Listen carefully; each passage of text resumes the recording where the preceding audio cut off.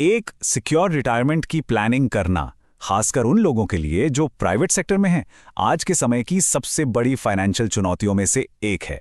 तो आज हम इसी चुनौती के एक बहुत ही दमदार समाधान पर बात करेंगे। अच्छा, एक सीधा सा सवाल, क्या किसी नौकरी से होने वाली नॉर्मल सेविंग्स एक आरामदायक रिटायरमेंट के लिए काफ़ी हैं?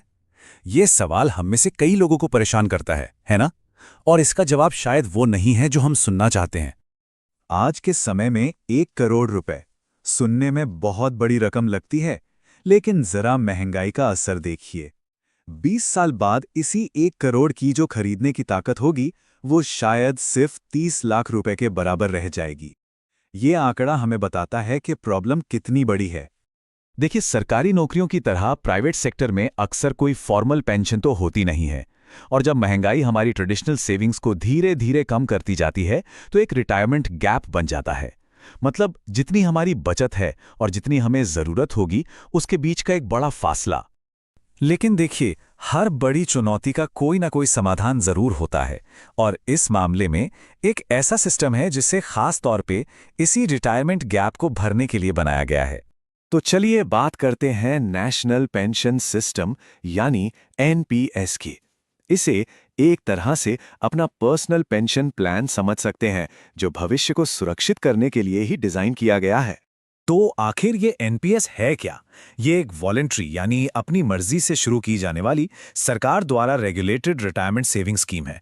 ये एक डिसिप्लिन सेविंग को मार्केट से जुड़े इन्वेस्टमेंट के साथ मिला देती है, ताकि एक लंबा चौड़ा रिटायरमेंट फंड तैयार हो सके। पूरी तरह से आपकी मर्जी पर है, लेकिन इसका स्ट्रक्चर ऐसा है कि आप लंबे समय तक इन्वेस्टेड रहने के लिए मोटिवेट होते हैं। और हाँ, ये कोई छोटी मोटी स्कीम नहीं है। मार्च 2024 तक का अगर हम डेटा देखें तो एनपीएस के पास 2.16 करोड़ से भी ज्यादा सब्सक्राइबर्स थे। और पता है कितना पैसा मैनेज हो रहा था? 16 लाख करोड़ रुपए से भी ज्यादा। ये नंबर्स खुद बताते हैं कि लोगों का इस सिस्टम पे भरोसा कितना बढ़ रहा है।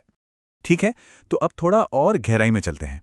अब ये समझते हैं कि हमारा पैसा एनपीएस के अंदर असल में काम कैसे करता है। कह सकते हैं कि ये इस सिस्टम का इंजन रूम है। एनपीएस में न दो तरह के अकाउंट होते हैं। पहला है टीयर 1, जो कि मेन पेंशन अकाउंट है।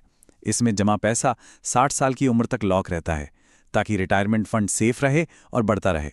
दूसरा है टीयर 2, जो एक वॉलंटरी सेविंग्स अकाउंट जैसा है। ये काफ़ी फ्लेक्सिबल है और इससे कभी भी पैसे निकाले जा सकते हैं। सबसे अच्छी बात यह है कि पैसा कहाँ इन्वेस्ट होगा, ये चुनने की पावर भी हमारे पास होती है। 4 एसेट क्लास में से चुन सकते हैं: equity, corporate bonds, government securities और ऑल्टरनेटिव एसेट्स।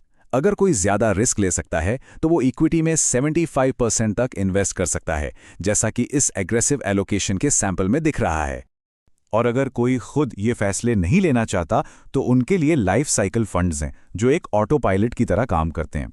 जैसे जैसे उम्र बढ़ती है, ये फंड्स अपने आप इन्वेस्टमेंट को हाई रिस्क इक्विटी से निकालकर कम रिस्क वाले ऑप्शंस में शिफ्ट करते जाते हैं।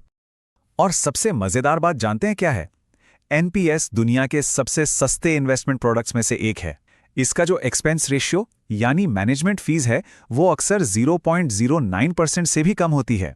इसका सीधा मतलब है कि कमाई का ज्यादातर हिस्सा हमारी जेब में रहता है, न कि फंड मैनेजर की। अब आते हैं एनपीएस की असली सुपर पावर पर, और वो है इसका ट्रिपल टैक्स एडवांटेज। सच कहूं तो यही वो सबसे बड़ा कारण है जो इसे इतना खास बना देता है। तो यहां टैक्स बचाने के 3 अलग अलग रास्ते मिलते हैं।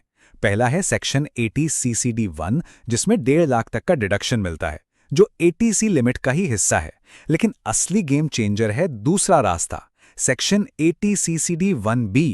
ये बिल्कुल एक्सक्लूसिव है। इसमें मिलता है 50,000 रुपए का एक्स्ट्रा डिडक्शन, जो 1.5 लाख के लिमिट के ऊपर है। और तीसरा, अगर एम्प्लॉयर भी एनपीएस में पैसा डालता है तो उस पर भी टैक्स छूट मिलती है। तो कुल मिलाकर इन सभी फायदों को अगर जोड़ दें तो टैक्स बचाने की जो पोटेंशियल है, वो सालाना 2 लाख रुपए से भी ज्यादा हो जाती है। और ये किसी भी दूसरे इन्वेस्टमेंट ऑप्शन की स्टैंडर्ड लिमिट से कहीं ज्यादा है। तो सवाल ये उठता है कि एनपीएस दूसरे पॉपुलर रिटायरमेंट ऑप्शंस के मुकाबले कैसा परफॉर्म करता है। चलिए एक नजर डालते हैं। सबसे पहले एनपीएस को ईपीएफ यानी एम्प्लॉय प्रोविडेंट फंड से कंपेयर करते हैं। सबसे बड़ा फर्क है रिटर्न्स का। एनपीएस मार्केट से जुड़ा है और इसमें 9 से 15% तक का रिटर्न मिल सकता है, जबकि ईपीएफ का रिटर्न फिक्स्ड होता है, करीब 8 से 8.5%। मतलब साफ है, एनपीएस में महंगाई को मात देने का पोटेंशियल कहीं ज्यादा है।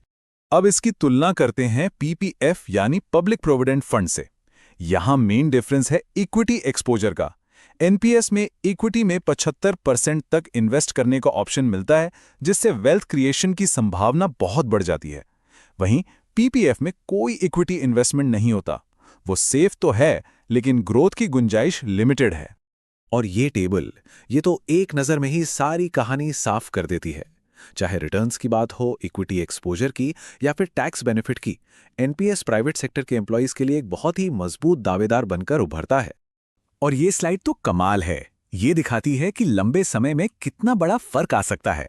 सोचिए, अगर कोई हर महीने सिर्फ 5,000 रुपए 30 साल तक इन्वेस्ट करता है, तो एनपीएस में लगभग 1.2 करोड़ रुपए का फंड बन सकता है। ये है पावर ऑफ कंपाउंडिंग, जब रिटर्न पर भी रिटर्न मिलने लगता है। यही छोटा सा फर्क लंबे समय में इतना बड़ा अंतर पैदा कर देता है। तो संक्षेप में कहें, एनपीएस प्राइवेट सेक्टर के लिए क्यों इतना बेहतरीन है? क्योंकि इसमें ग्रोथ का पोटेंशियल ज़्यादा है, एक्सक्लूसिव टैक्स सेविंग्स मिलती हैं, नौकरी बदलने पर कोई टेंशन नहीं, पूरी पोर्टेबिलिटी है, कॉस्ट बहुत कम है और एम्प्लॉयर से भी कंट्रीब्यूशन लेने का ऑप्शन है। एक बात हमेशा याद रखनी चाहिए, कंपाउंडिंग की ताकत किसी का इंतजार नहीं करती।